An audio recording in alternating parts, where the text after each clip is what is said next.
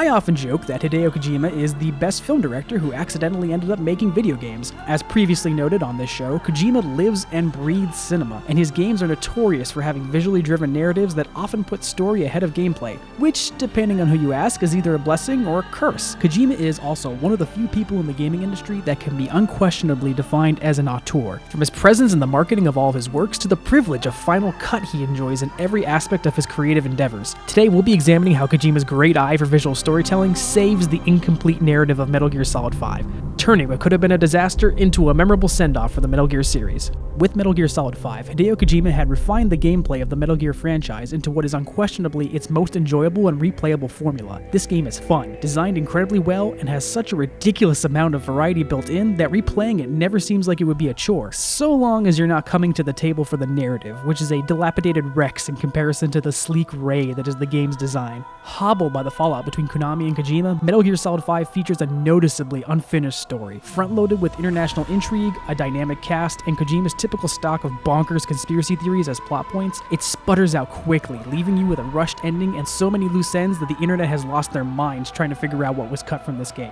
What I found to be the biggest bummer was that all these shortcomings emerge against the backdrop of what is arguably the most ambitious Metal Gear narrative, as well as the most visually inventive story Kojima has yet to tell. Combining current-gen gaming horsepower with incredible motion capture techniques, Kojima is able to animate action set pieces that are just as incredible and watchable as the small-scale, performance-driven moments that pepper his narrative. When you're not in the field spreading the legend of the Diamond Dogs through your actions, you're witnessing the crucial developments that drive Big Boss, Kazuhira Miller, and Revolver Ocelot to make choices that will define their legacies as well as the future of the Metal Gear universe. Every one of their actions has a ripple effect that calls back to previous chronological installments or sets up narrative beats we know happen in later Metal Gear games.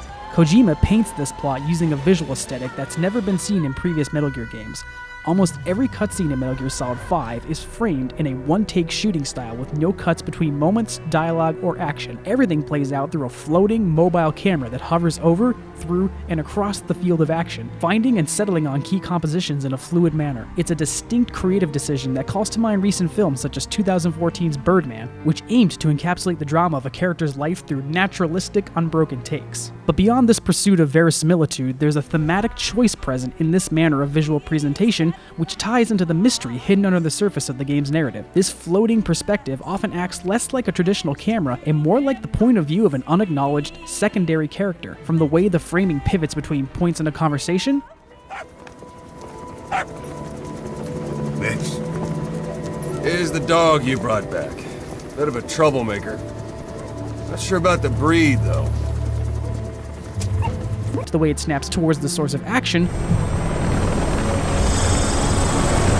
and to the way it focuses on certain assets. The viewpoint of Metal Gear Solid 5's camera gives off the feeling that things aren't so much being presented, but being witnessed. This technique raises questions about its inclusion, considering that previous Metal Gear cutscenes used an omnipresent camera to show all the action to the audience. Why are we being treated like a tag-along on these adventures? We're the legendary Big Boss, yet visually we feel like a fly on the wall during his adventures. It's almost like we're maybe not supposed to be there, like we're intruding on moments in someone else's life. These musings are given extra consideration throughout the game's story, where subtle and not so subtle moments fuel the idea that something isn't right about Big Boss. Snake.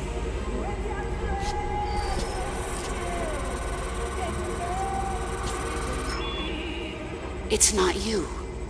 This all leads up to the game's abrupt ending, which lays out the truth. This one, he'll take your place. From here on, he's Snake. We never were playing as Big Boss. Through convoluted plot shenanigans, the man we knew as Venom Snake was really a brainwashed doppelganger meant to carry on Big Boss's legend while the real man went into hiding. When we learn the truth of the player character's identity, it's via a cutscene that breaks the game's established visual motif, dropping the long, unbroken takes to bring back in-scene cuts and a steady, omnipresent camera. Right as the game switches gears to reveal the truth, the game's visuals switch gears to help enhance the truth.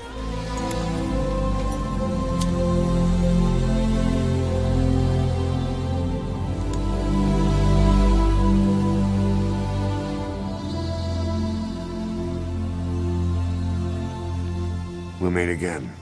Right.